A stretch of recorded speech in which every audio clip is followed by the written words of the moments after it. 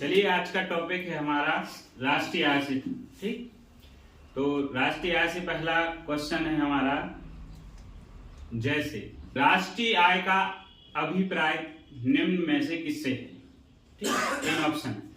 पहला ऑप्शन है सकल घरेलू उत्पाद माइनस ह्रास, दूसरा है बाजार मूल्यों पर सकल घरेलू उत्पाद माइनस ह्रास, और तीसरा ऑप्शन है बाजार कीमतों पर सकल घरेलू उत्पाद माइनस ह्रास और माइनस इनडायरेक्ट टैक्स या अप्रत्यक्ष कर प्लस सब्सिडी, और चौथा ऑप्शन है सकल घरेलू उत्पाद माइनस ह्रास। इनमें से कौन सा सही है? थर्ड वाला। तो जय के लिए एक बार जोरदार तालियां हो जाएं। सही सकल घरेलू उत्पाद होता है, इसको जो सकल राष्ट्रीय आय जो हमने पूछा था उसका मीनिंग होता है जो उत्पादन लागत पर जो राष्ट्रीय आय का जो मूल्य है उसको कहते हैं राष्ट्रीय आय। और जो तीसरा ऑप्शन था कि बाजार कीमतों पर जो राष्ट्रीय आय है उसमें से ह्रास को घटा देते हैं, अप्रत्यक्ष कर को घटा देते हैं और सब्सिडी को जोड़ देते हैं। दूसरा क्वेश्चन है मुस्कान से कि राष्ट्रीय आय की गणना से संबंधित आर्थिक सीमा में कौन कौन से क्षेत्र शामिल होते हैं। ठीक, पहला विकल्प है देश की राजनीतिक सीमा, दूसरा है देश के और विदेशों में जो देश के विदेशों में स्थित दूतावास, वाणिज्य दूतावास, सैनिक प्रतिष्ठान, तीसरा है देश के निवासियों द्वारा दो या दो से अधिक देशों के मध्य उड़ाए जाने वाले वायुयान या जलयान। तो इनमें से कौन सही है? पहला और दूसरा सही है, दूसरा है कि दूसरा और तीसरा सही है, और चौथा है तीसरा है कि पहला, दूसरा और तीसरा तीनों सही है। तीन विकल्प है, तीनों सही है। तो एक बार इनके लिए जोरदार तालियां हो जाएं।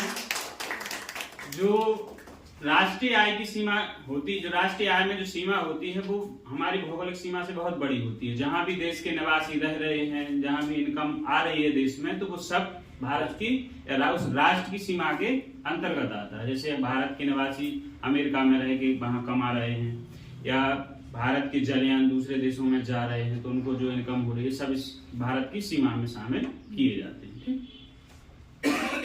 अगला क्वेश्चन है अंजलि से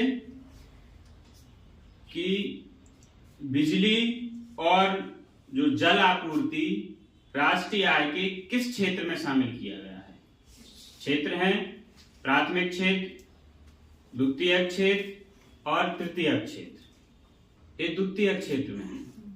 तीन क्षेत्रों में बांटा गया है राष्ट्रीय आय के जो संसाधन है, प्राथमिक क्षेत्र, द्वितीयक क्षेत्र और तृतीयक क्षेत्र।